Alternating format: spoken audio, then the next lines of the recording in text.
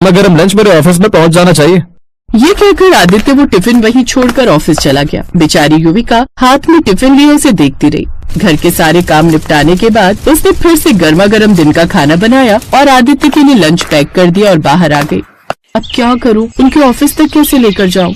तभी उसकी नजर मयंक नाम के एक लड़के पर पड़ी जो कि उनका पड़ोसी था और उसका ऑफिस आदित्य के ऑफिस वाली बिल्डिंग में ही था। युविका और आदित्य की शादी में भी वो आया था, जहां आदित्य ने उसे युविका से इंट्रोड्यूस भी करवाया था। तभी युविका मयंक को आवाज लगाती है, मयंक भैया। अरे युविका भाभी कैसी है आप? कहीं जा रही थी क्या? आपको ड्रॉप कर दूं? नहीं देवर जी, वो आप इस वक्त ऑफिस जा रहे हैं क्या? हाँ मेरी दिन की शिफ्ट है ना भाभी, इसीलिए। ओह अच्छा। मयंक भैया क्या आप मेरे लिए एक फेवर करेंगे? वो क्या है ना, आदित्य का लंच पैक किया था, क्या आप जाते जाते उन्हें ये टिफिन दे देंगे? ओफो भाभी, इसमें इतना हेजिटेट होने वाली क्या बात है? और वैसे भी आदित्य का ऑफिस मेरे ऑफिस से नीचे वाले फ्लोर पर ही है, तो मैं जाते जाते देता जाऊंगा। Oh thank you so much, आपने मेरी बड़ी मुश्किल समस्या हल कर दी। खुशी खुशी टिफिन देकर युविका घर चली जाती है। अब ये आदित्य की रोज की आदत हो गई थी। उसे सुबह के नाश्ते से लेकर रात के डिनर तक गर्मा गर्म खाना खाना ही पसंद था। अगर कभी उसे ऑफिस से आने में रात के 10 भी बज जाते, तब भी उसे गर्मा गर्म रोटियां ही खाने के लिए चाहिए होती। ऐसे ही एक हफ्ता बीत गया और फिर एक रोज जब काफी देर तक मयंक नहीं आया, तब युविका उसके घर गई और उसने डोरबेल बजाई। दरवाजा मयंक की माँ ने खोला।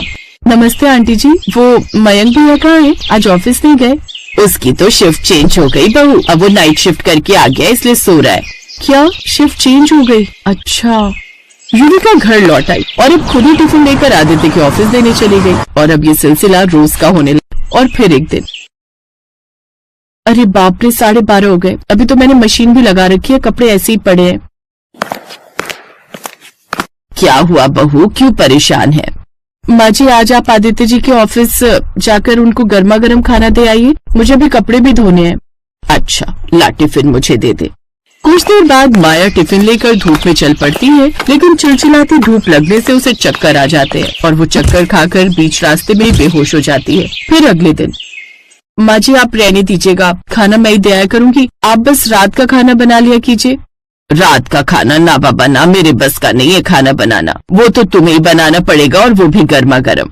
ये सुनकर युविका उदास हो गई। उस दिन के बाद युविका खुद ही फिर से टिफिन लेकर जाने लगी, लेकिन तेज धूप में उसकी हालत भी खराब हो जाती है। फिर एक रोज बाजार में उसे इलेक्ट्रिकल टिफिन के बारे में पता चला।